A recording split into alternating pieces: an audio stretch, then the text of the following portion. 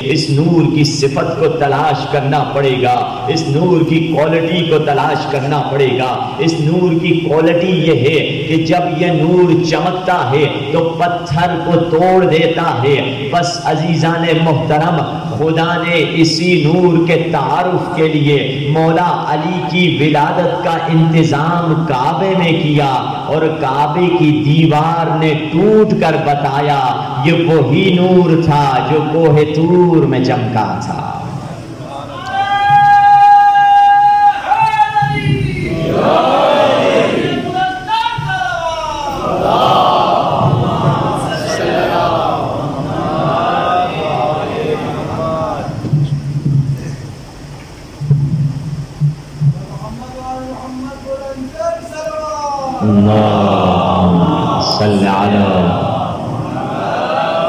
یہ وہ ہستی ہیں کہ دنیا میں ابھی وجود میں نہیں آئے، ظاہراً دنیا میں پیدا نہیں ہوئے، مگر ان کا فیض پہنچ رہا ہے۔ تبھی تو رسول اللہ سے بھی پوچھا گیا۔ جلال الدین سیوطی اہل تسنن کے عالم لکھتے ہیں، رسول اللہ سے جب پوچھا گیا یا رسول اللہ وہ جو نور کوہ طور میں چمکا تھا وہ کس کا نور تھا؟ رسول اللہ نے فرمایا میرا اور میرے بھائی علی کا نور تھا۔ یہ وہ ہستیاں ہیں۔ تبھی تو جب فاطمہ بنت اسد کعبۃ اللہ میں پہنچی ہیں، فاطمہ بنت اسد نے دیکھا خدا نے مجھے بلایا ہے، میزبان نے بلایا تو ہے مگر ابھی میرے آنے کی کوئی تیاری نہیں ہوئی ہے۔ ایک مرتبہ شاعر نے قلم اٹھا کے لکھ دیا، حیرت میں فاطمہ ہیں اندر کدھر سے جائیں، حیرت میں فاطمہ ہیں اندر کدھر سے جائیں، بولی دیوار کعبہ بی بی ادھر سے آئیں۔ حیرت میں فاطمہ ہیں اندر کدھر سے جائیں، بولی دیوار کعبہ بی بی ادھر سے آئیں، غیروں کے واسطے ہیں آئیں تو در سے آئیں، لیکن جو اہل بیت ہیں چاہیں جدھر سے آئیں۔ یہ اہل بیت کا مقام ہے، یہ رتبہ ہے، ان کا وہ فیض ہے جو ان کی خلقت سے پہلے پوری کائنات میں پہنچ رہا ہے۔ اسی لیے قرآن اٹھا کر دیکھ لیجئے، قرآن میں خداوند متعال اپنے حبیب سے کیسا خطاب کر رہا ہے۔ خداوند متعال رسول اللہ سے فرما رہا ہے وَإِذْ قَالَ رَبُّكَ لِلْمَلَائِكَةِ إِنِّي جَاعِلٌ فِي الْأَرْضِ خَلِيفَةً۔ حبیب اس موقع کو یاد کیجئے جب ہم فرشتوں سے کہہ رہے تھے کہ آدم کو ہم خلق کرنے والے ہیں۔ عجیب ہے، عربی میں جو لفظ استعمال ہوا ہے وہ وَإِذْ کا لفظ استعمال ہوا ہے۔ وَإِذْ کا معنی کیا ہے؟ یعنی حبیب آپ یاد کیجئے، خدا رسول اللہ سے کہہ رہا ہے آپ یاد کیجئے۔ مثال کے طور پہ میں اپنے دوست محسن بھائی سے کہوں محسن بھائی یاد کیجئے کہ 2 سال پہلے ہم اربعین پہ کربلا گئے تھے اور ہم نے وہاں سے خاک شفا کی تسبیح خریدی تھی۔ یہ میرا کہنا بتلا رہا ہے جب میں تسبیح خرید رہا تھا تو محسن بھائی بھی وہاں موجود تھے۔ جی محسن بھائی وہاں موجود تھے، تبھی میں کہہ رہا ہوں کہ یاد کیجئے قرآن میں ایک نہیں بہت لمبی فہرست سے آیتوں کی خدا کبھی رسول سے کہہ رہا ہے وَإِذْ قَالَ مُوسَىٰ لِقَوْمِهِ۔ حبیب یاد کیجئے جب موسیٰ اپنی قوم سے گفتگو کر رہے تھے وَإِذْ وَعَدْنَا مُوسَىٰ 30 لَيْلَةً۔ حبیب یاد کیجئے جب ہم نے موسیٰ کو کوہ طور پر بلا دیا، پھر فرمایا وَإِذْ يَرْفَعُ إِبْرَاهِيمُ الْقَوَاعِدَ مِنَ الْبَيْتِ۔ حبیب یاد کیجئے جب ابراہیم اور اسماعیل کعبۃ اللہ کی دیواریں بنا رہے تھے، کبھی فرمایا وَإِذْ قَالَ لُقْمَانُ لِابْنِهِ وَهُوَ يَعِظُهُ۔ حبیب یاد کیجئے جب لقمان اپنے بیٹے کو نصیحت کر کے فرما رہے تھے کہ بیٹا کبھی شرک نہ کرنا، کبھی فرمایا وَإِذْ أَخَذْنَا مِيثَاقَ النَّبِيِّينَ۔ حبیب یاد کیجئے جب ہم نے نبیوں سے وعدہ لیا خدایا یہ نبی جس سے تو خطاب کر رہا ہے یہ تو ہزاروں سال بعد میں پیدا ہوں گے، یہ کیسا انداز گفتگو ہے۔ یاد کیجئے خداوند متعال کا یہ انداز بتلا رہا ہے. جب یہ واقعات ہو رہے تھے رسول اللہ بھی وہاں موجود تھے. یعنی جب آدم صفت کر رہے تھے تو مصطفیٰ دیکھ رہے تھے. جب نوح سفینہ چلا رہے تھے تو مصطفیٰ دیکھ رہے تھے. جب ابراہیم آگ میں پھینکے جا رہے تھے تو مصطفیٰ دیکھ رہے تھے. جب اسماعیل کے گلے پہ خنجر چل رہا تھا تو مصطفیٰ دیکھ رہے تھے. جب موسیٰ عصا چلا رہے تھے تو مصطفیٰ دیکھ رہے تھے. جب عیسیٰ اندھوں کو بینا کر رہے تھے تو مصطفیٰ دیکھ رہے تھے. جب یوسف بازار میں بک رہے تھے تو مصطفیٰ دیکھ رہے تھے. بلکہ اس سے بڑھ کر جب فرشتے آدم کو سجدہ کر رہے تھے تو مصطفیٰ دیکھ رہے تھے. قصہ مختصر کروں دنیا بن رہی تھی میرا نبی دیکھ رہا تھا.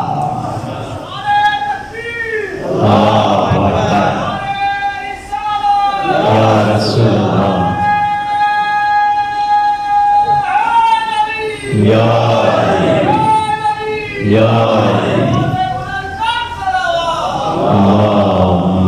صلی علی محمد.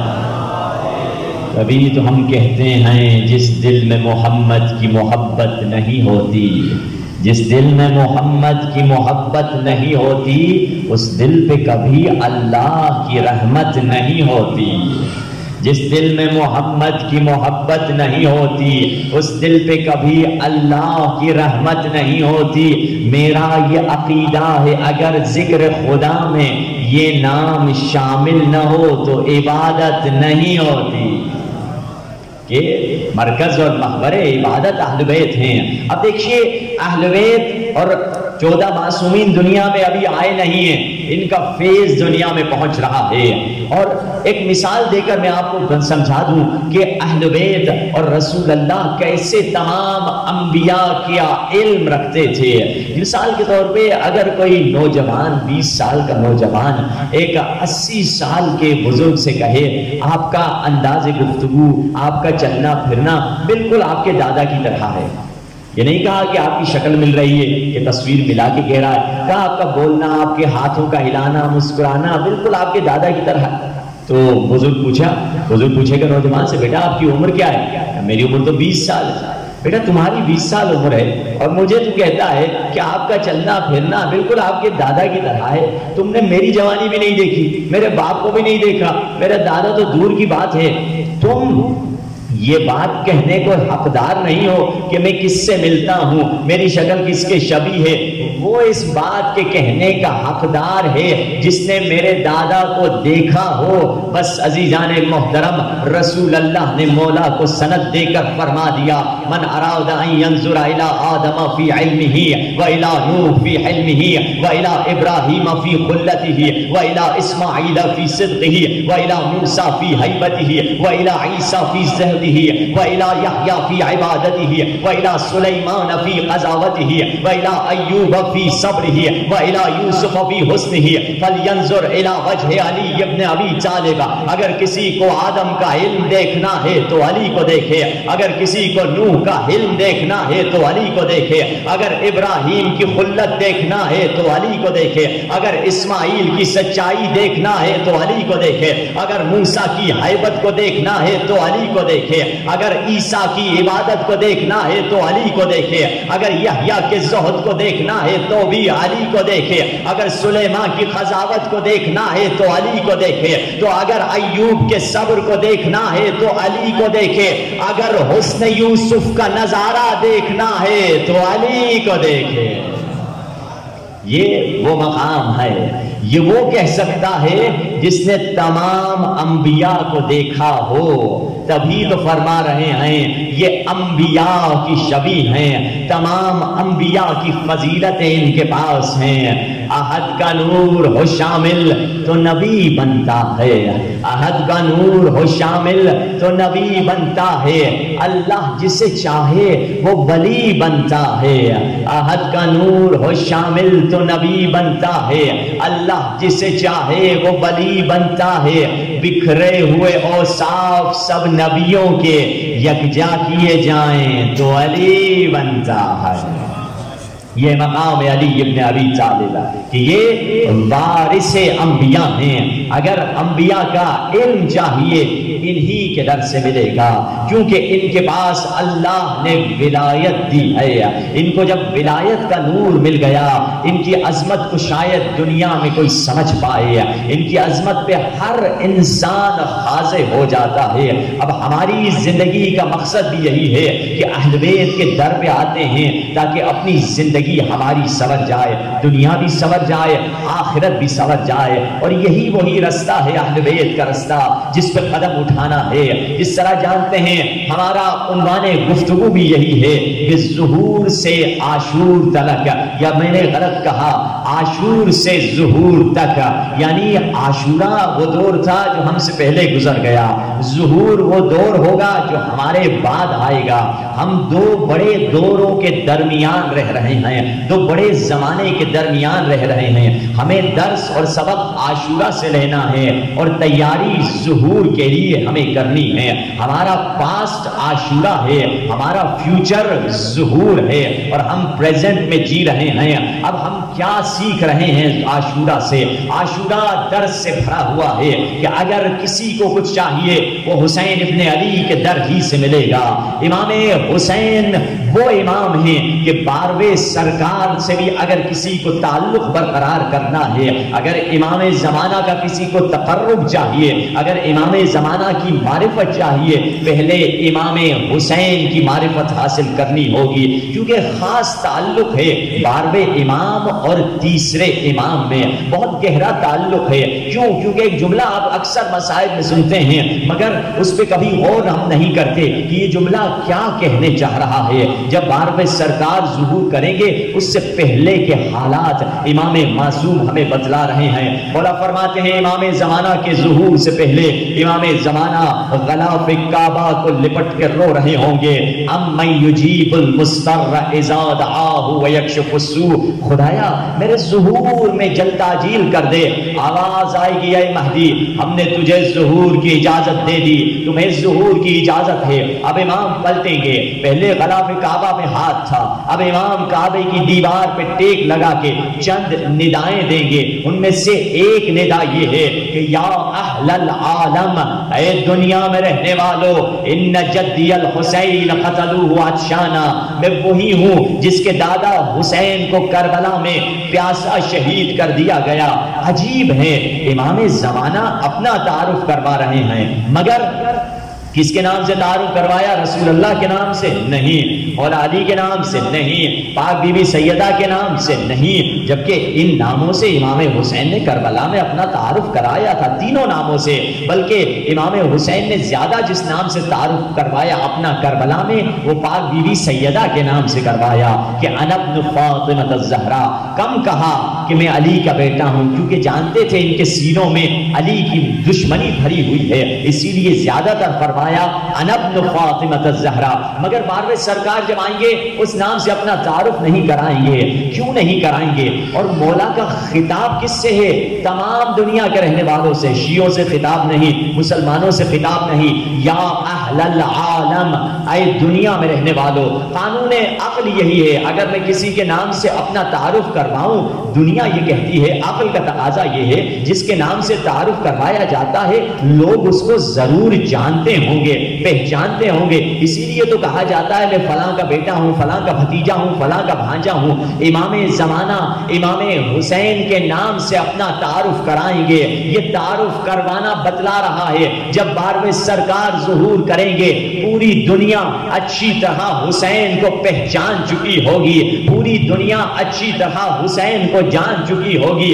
اے نوجوان، اگر ظہور کی خاطر کچھ قدم اٹھانا ہے، اگر ظہور کی خاطر کچھ کوشش کرنی ہے، سب سے بڑی کوشش یہی ہے جگہ جگہ، گلی گلی، گوشہ گوشہ، شہر شہر، ہر جگہ حسین کا ذکر عام کر دے، کیونکہ حسین کا ذکر اگر عام کرو گے اپنوں کو، غیروں کو، پراؤں کو، سب کو مجلس میں بلاؤ تاکہ سب کے سینے میں حسین کی معرفت آ جائے۔ جب وہ ندا سنے کہ میں حسین کے نسل سے آنے والا مہدی ہوں، سب کو پتہ چل جائے یہ کون سے مہدی ہیں اور کس حسین کی نسل سے آنے والے ہیں۔ تبھی تو کہا انسان کو بیدار تو ہو لینے دو، ہر قوم پکارے گی ہمارے ہیں حسین۔ اور محمد آل محمد صلی علی محمد. اگر ہم چاہتے ہیں ظہور کی تیاری کریں، امام حسین کا ذکر جگہ جگہ عام کریں. یہی وہ طریقہ ہے. عاشوراء کو الحمدللہ اہل تشیع کو یہ افتخار حاصل ہے کہ اگر عاشوراء کو زندہ رکھا ہے تو مکتب اہل بیت نے رکھا ہے. ویسے لوگ بھلا چکے تھے عاشوراء کو، الحمدللہ اس عاشوراء کو زندہ رکھا ہے. اب اس عاشوراء کو اور آگے بڑھانا ہے. اب عاشوراء میں کربلا میں حسین ابن علی کے اصحاب کی جو صفت تھی وہی صفت 313 صحابیوں کی ہوگی. آئیے دیکھیں 72 کی کیا صفت تھی، وہی کوالٹی 313 کی ہونی ہے. اگرچہ 72 سے کسی صحابی کا مقابلہ نہیں ہے. کوئی صحابی یہاں تک کہ 313 علماء کہتے ہیں 313 صحابیوں کا بھی وہ مقام نہیں جو 72 سپاہیوں کا مقام تھا، کیونکہ یہ 313 سامنے امام زمانہ کے سامنے ہیں اور اپنی کامیابی کو اپنی آنکھوں سے دیکھ رہے ہیں کہ آخری امام ہے، حکومت حق تو قائم ہونی ہے. ہاں مگر 72 اپنی آنکھوں سے اپنی شہادت کو دیکھ رہے تھے. حسین نے انہیں گواہ کہہ دیا تھا چلے جاؤ تم شہید ہو جاؤ گے، مگر پھر بھی نہیں گئے. اب 72 کی پہلی صفت کیا تھی؟ پہلی صفت یہ تھی کہ وہ با وفا تھے. اور اس صفت کے بارے میں خود امام حسین نے فرمایا کہ انی لا اجد اصحابا اوفا منکم، میں تم سے بڑھ کر کوئی وفادار صحابی نہیں پاتا. یہ کون حسین کہہ رہے ہیں جنہوں نے بھائی حسن، بابا علی، نانا رسول اللہ سب کے صحابیوں کو دیکھا ہے. فرما رہے ہیں تم سے بڑھ کر وفادار کوئی نہیں ہے کہ ایک ایک کو مولا نے ہاتھ پکڑ کے کہا جاؤ، کبھی سب کو بٹھا کے کہا جاؤ. نافع کا ہاتھ پکڑ کے کہا وہ رستہ ہے ادھر سے نکل جاؤ. نافع کہتا ہے اگر وحشی جانور بھی ہمیں چیر پھاڑ دیں میں آپ کو اکیلا نہیں چھوڑنے والا. پھر سب کو بٹھا کے کہا کہ لوگوں جان لو، اے صحابیوں، اے میرے چاہنے والوں، یہ میرے خون کے پیاسے ہیں، تم چلے جاؤ اور میں تمہیں جنت کی بھی گارنٹی دیتا ہوں. مگر نہیں گئے. عجیب ہے، ہم جو نماز میں جو زیارت عاشوراء میں کیا جملہ پڑھتے ہیں اور کئی زیارتوں میں ہم پڑھتے ہیں، امام معصوم ہیں کربلا میں کھڑے ہو کے فرما رہے ہیں بے ابی انتم و امی. امام معصوم کے جملے ہیں کہ میرے معصوم ماں باپ آپ سب پر قربان اے کربلا والو. یہ صرف امام حسین سے نہیں 72 شہیدوں سے امام کہہ رہے ہیں. وہ امام جس کے ماں باپ معصوم ہیں اور وہ 72 جس میں حر بھی ہیں، جس میں حبشی غلام بھی ہیں، جس میں سید بھی ہیں، غیر سید بھی ہیں، ساری قوم ہیں. اس کو مولا ان کو مقام ملا کیسے، یہ رتبہ ان کا یہ رتبہ کیسے ہوا، اس کو اگر سمجھنا ہے زیارت عاشوراء کی طرف پلٹنا ہوگا. زیارت عاشوراء میں کیا پڑھتے ہیں؟ السلام علیکہ وعلی الارواح التي حلت بفنائک. اے حسین ان صحابیوں پر سلام جو آپ میں حقیقت میں پگھل گئے تھے، آپ میں فنا ہو چکے تھے. جیسے شکر کو پانی میں مکس کر دیا جاتا ہے، شکر پانی میں پگھل جاتی ہے، اب شکر کو پانی سے الگ نہیں کیا جا سکتا. اب ہر نہیں رہے تھے، حسین میں پگھل چکے تھے. حبیب نہیں رہے تھے، حسین میں فنا ہو چکے تھے. اب عباس نہیں رہے تھے، حسین میں پگھل چکے تھے. یہ ان کی وفا کا مقام تھا.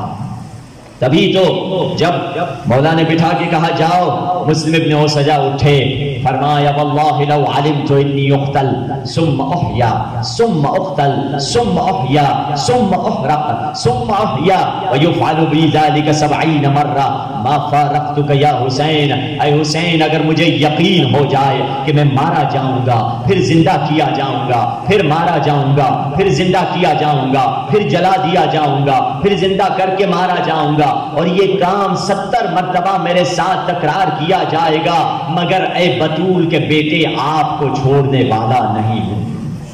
یہ ان کی وفا تھی.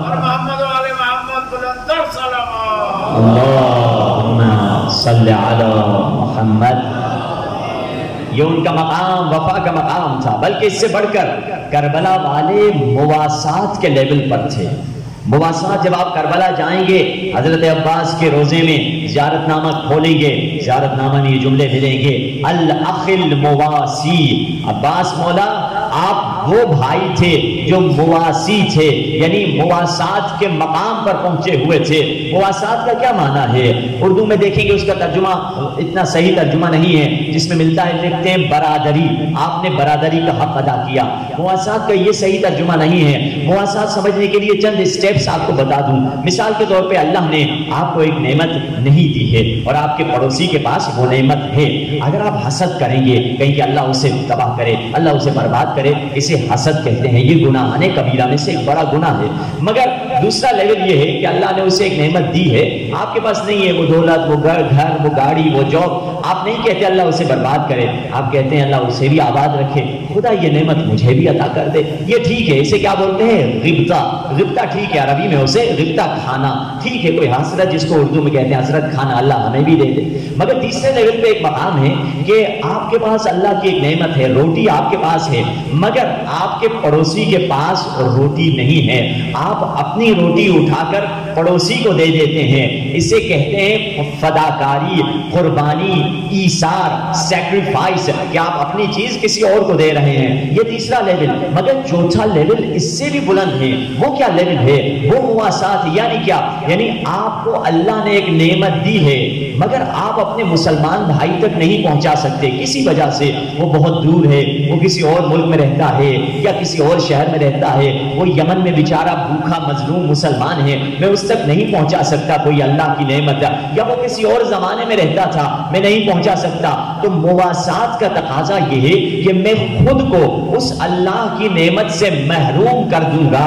آپ پوچھیں گے یہ کیسے ممکن ہے؟ ہاں، اگر مواسات کو سمجھنا ہے ذرا کربلا کا رخ کیجئے۔ کربلا میں عباس ابن علی کے چلو میں پانی ہے، عباس پی تو سکتے ہیں، شریعت اجازت دیتی ہے 3 دن کا پیاسا پانی پی لے، مگر عباس کے ذہن میں یہ ہے کہ یہ پانی حسین تک نہیں پہنچ پائے گا۔ عباس نے پانی پھینک دیا کیونکہ مقام مواسات پر تھے، یعنی وفا کے آخری مرتبے کو مواسات کہتے ہیں۔ یہ وفا کا آخری لیول تھا کہ خود کو میں اس اللہ کی دی ہوئی نعمت سے محروم کر دوں۔ مولا حضرت عباس نے مولا علی سے یہ مواسات سیکھی۔ جب مولا علی کے سامنے سلمان فارسی ایک میٹھی غذا لے کر آتے ہیں، کوئی سویٹ ڈش کہتے ہیں، مولا یہ ہمارے فارس میں پکائی جاتی ہے، ایران میں، کھائیے۔ مولا ہاتھ بڑھاتے ہیں مگر ہاتھ پیچھے کر دیتے ہیں۔ سلمان پوچھتا ہے مولا کیا یہ غذا اچھی نہیں ہے؟ فرماتے ہیں غذا اچھی ہے، تم کھا لو، مجھے نہیں کھانی۔ کیوں نہیں کھاتے؟ کہا یہ غذا جب میں نے دیکھی مجھے یاد آیا آقا رسول اللہ نے اپنی زندگی میں کبھی یہ کھانا نہیں کھایا تھا۔ اللہ اکبر۔ آقا رسول اللہ ظاہراً موجود نہیں ہے، میں نہیں لے جا سکتا ان کو بھی دے دوں، مگر کیونکہ نہیں لے جا سکتا ان کو دے دوں تو خود کو بھی اس سے محروم کر دیتا ہوں۔ کربلا والوں کی صفت کیا تھی؟ وفاداری کی صفت تھی۔ وہ بھی کیسی وفا؟ 10 دن کی وفا نہیں، زندگی بھر وفادار چاہیے۔ اور اگر ہماری دعا کیا ہونی چاہیے کہ ہم بھی اپنے زمانے کے امام سے ایسی وفا کریں جیسی وفا کربلا میں عباس نے اپنے زمانے کے امام سے کی تھی۔ وہ وفا اطاعت کی وفا تھی۔ عباس کبھی اپنی مرضی سے کچھ نہیں کرتے تھے۔ وہ مقام تھا یہاں تک کہ حضرت عباس حسین کی مرضی سے بولتے بھی نہیں تھے۔ عباس پانی لے کر آؤ، جی مولا۔ عباس جنگ نہیں کرنی، جی مولا۔ عباس یہ کام کر لو، جا کے 9 محرم کے دن 10 کی مہلت لے لو، جی مولا۔ جب شمر لعین حضرت عباس کے پاس امان نامہ لے کر آیا، کہا کہ عباس تم ماں کی طرف سے ہمارے رشتہ دار ہو۔ عجیب ہے عباس کی وفاداری کا مقام کہ حضرت عباس نے شمر کو جواب تک نہیں دیا۔ امام حسین نے فرمایا عباس بھیا کم از کم جواب تو دے دو، پھر جا کر جواب دیا۔ یعنی عباس ایسے وفادار تھے، حسین کی اجازت کے بغیر گویا بولتے ہی نہیں تھے۔ یہ عباس کی وفاداری۔ ہمیں اپنی زندگی میں وفاداری لانی ہے۔ اب وفاداری کی بنیاد کیا ہے؟ بیسک کیا ہے؟ وفا کی بنیاد محبت ہے۔ اگر محبت اہل بیت دل میں صحیح معنوں میں محبت آ جائے گی تو یقیناً وفاداری بھی آ جائے گی۔ محبت کے بارے میں خود خدا حدیث قدسی، خدا کا وہ کلام جو قرآن سے ہٹ کر ہے، جسے حدیث قدسی کہا جاتا ہے، خدا حدیث قدسی میں فرما رہا ہے من طلب طلبنی وجدنی، من وجدنی عرفنی، من عرفنی احبنی، من احبنی عشقنی، من عشقنی عشقتہ، من عشقتہ قتلتہ، ومن قتلتہ فانا دیتہ۔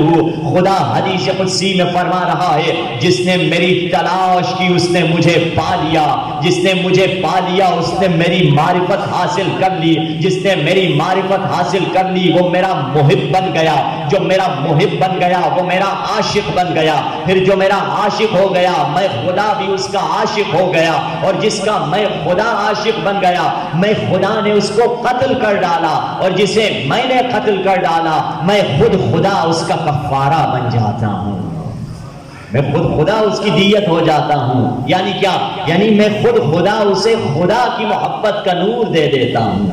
جس کے پاس خدا کی محبت کا نور مل گیا اسے کیا پریشانی، اسے کیا زندگی میں کمی ہے، کیونکہ اللہ کی محبت کا نور آ گیا۔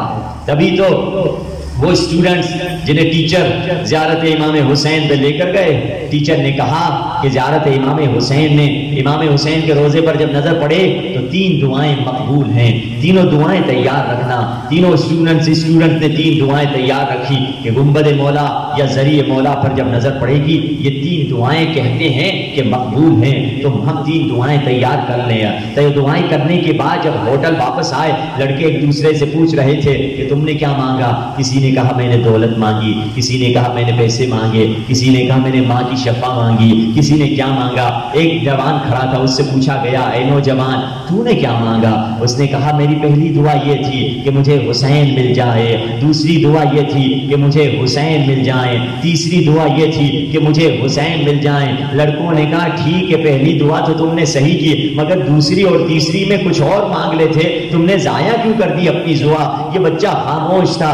برابر میں ایک بزرگ کھڑے تھے، بزرگ نے کہا نہیں نہیں اسی بچے نے تو صحیح دعا کی ہے، اسی بچے نے تو کام کی دعا کی ہے۔ کیوں جس کو 100 مل گیا اسے 70 بھی مل گیا، اسے 50 بھی مل گیا، اسے 20 بھی مل گیا، جسے حسین ابن علی مل گئے دنیا کی ہر شے اسے مل گئی ہے۔ محمد علی محمد بلندر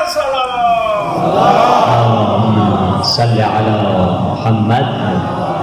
جسے حسین کی محبت کا نور مل گیا، جسے خدا اور اولیاء خدا کی محبت کا نور مل گیا، ہر شے اس کے پاس مل گئی ہے۔ 7ویں سرکار کے پاس ایک شخص خراسان سے اٹھ کے آیا، مولا آپ کی محبت میں آپ سے ملنے کے لیے آیا ہوں، میرے پاؤں میں خون بہ رہا ہے، آبلے نکل آئے ہیں میرے پاؤں میں۔ مولا نے اس وقت فرمایا وَمَا الدِّينُ إِلَّا الْحُبُّ، دین محبت کے سوا اور کچھ نہیں ہے۔ اگر دین چاہیے محبت، وفاداری پر ہمیں پہنچنا ہے۔ بیسک وفاداری کی کیا ہے؟ محبت ہے، مگر کیسی محبت؟ محبت کسے کہتے ہیں؟ کیا ہر محبت کے دعویٰ کرنے والا محب ہوا کرتا ہے یا نہیں؟ محبت کے تقاضے ہوتے ہیں۔ معصوم امام کے پاس، 7ویں امام کے پاس شخص آتا ہے، کہتا ہے مولا میں آپ کا محب ہوں، آپ سے محبت کرنے والا ہوں۔ مولا نے ایک سوالوں کی فہرست پوچھ لی، یہ کام کرتے ہو، یہ کام کرتے ہو، یہ کام کرتے ہو؟ سارے سوالوں میں اس نے کہا نہیں۔ مولا نے فرمایا پھر تم ہماری محبت کے کیسے دعوے دار ہو؟ یہ تمام کام نہیں کرتے ہو۔ پھر دوسرے شخص نے مولا علی سے پوچھا، یا علی مسجد کوفہ میں کھڑے ہو کر مولا سے کہتا ہے مولا آپ کا محب ہوں۔ مولا فرماتے ہیں اس کو جواب میں ڈرو اس دن سے جس دن باطل کا پرچم تمہارے ہاتھ میں ہوگا اور مسجد کوفہ کے اس دروازے سے داخل ہو رہے ہوگے۔ لوگ کہنے لگے علی کیا کہہ رہے ہیں؟ دن گزرتے گئے، 20 سال گزر گئے، 30 سال گزر گئے، حادثہ کربلا ہوا، اور کربلا کے بعد جب قیدیوں کو کوفے میں لایا گیا، شخص وہی پرچم یزید کو اٹھا کر مسجد کوفہ کے اسی دروازے سے آ رہا تھا۔ لوگوں نے دیکھا علی نے 30 سال پہلے اسے کہا تھا کہ تو محبت کا دعویٰ کر رہا ہے، ایک دن تو میرے بیٹے کے قتل میں شریک ہو جائے گا۔ یہ بھی محبت کا دعوے دار تھا، مگر اور اچھے محبت کے دعوے دار بھی تھے۔ جب کوفے کی گلی میں علی رات کے وقت میں ٹہل رہے ہیں، پیچھے سے کسی کے آنے کی آواز آئی، پلٹ کے دیکھا کون ہے؟ مالک اشتر آ رہے ہیں. مولا فرماتے مالک تجھے کیا چیز یہاں لے کر آئی؟ کہا حبک یا امیر المؤمنین، یا علی تیری محبت مجھے یہاں لائی ہے. اب مولا نے کوئی سوال نہیں کیا، کوئی وارننگ نہیں دی. مولا نے فرمایا صدقت، مالک تو سچ کہہ رہا ہے کہ میری محبت تجھے یہاں لائی ہے. کیونکہ مالک عاشق تھے، عاشق کو یہ کہنے کی ضرورت نہیں کیا کرو کیا نہیں کرو، عاشق خود جانتا ہے میرا معشوق کیا پسند کرتا ہے.